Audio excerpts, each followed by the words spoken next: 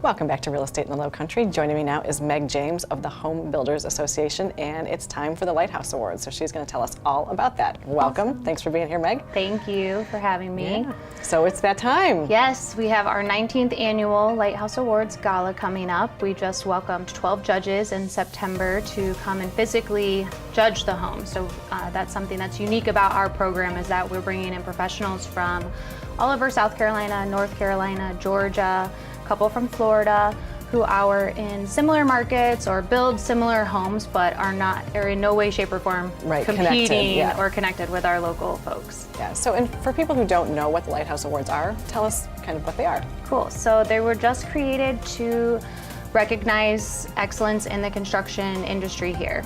Typically, it's our builder members or remodelers who submit, but we do our best to recognize all of the subcontractors who participate or contribute to the projects. Okay. So at our gala, winning slides are presented, and everyone that is a member that participated on that home is listed as a contributor. So everybody's nice. So everybody gets their due, yes, which is very nice. Yes. And how do they enter?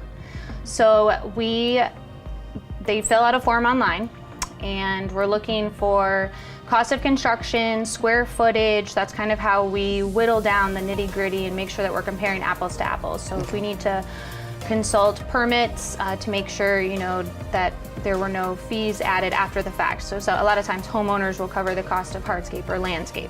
We want everything that goes into building that home, we want to know about it so we can make sure that the homes are in the right categories. Okay. We create the categories. The lower end categories are going to be that mid 150 to 200,000, maybe 2,000 square foot, and then the higher end categories are going to go all the way up. This year we had, I think we were 6,000 plus square foot and in the 4+ million range. So long range. We've got 22 new home categories. We had 7 full remodel entries, and then we do partial remodels as well, and those are less than 3 rooms. So it's new construction built after July 2016. I believe that's correct.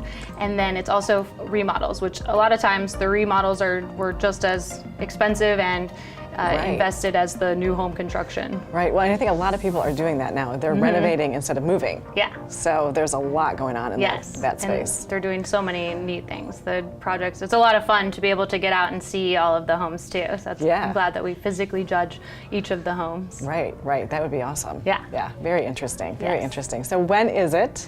We will announce the awards on November 9th, Friday. We are at the Sinestro Resort and Spa and Shipyard. Monty Jet is our MC, BB&T Home Mortgage is our presenting sponsor, and we have several other sponsors who will be in attendance and help us in presenting the awards to all of those that submitted. So we're excited. Yeah, it sounds like a very exciting evening, and that sounds like something that's going to take a minute because you've got all these categories. Is this the most categories you've ever had? Actually, yes. It sounds like it. This was the first year that we physically judged our architectural design categories. That was something that came out of conversations with our architect members. They just felt that, it was better for us to physically judge those. So we had 79 qualifying entries. We have additional sales and marketing entries that we'll also award that evening. But 79 entries were what the 12 judges came and toured that weekend. Wow.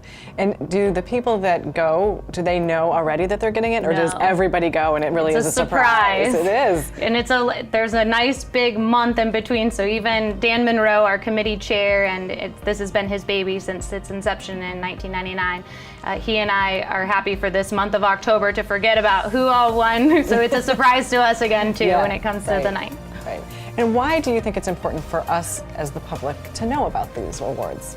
I think it's a great way to be able to see insight.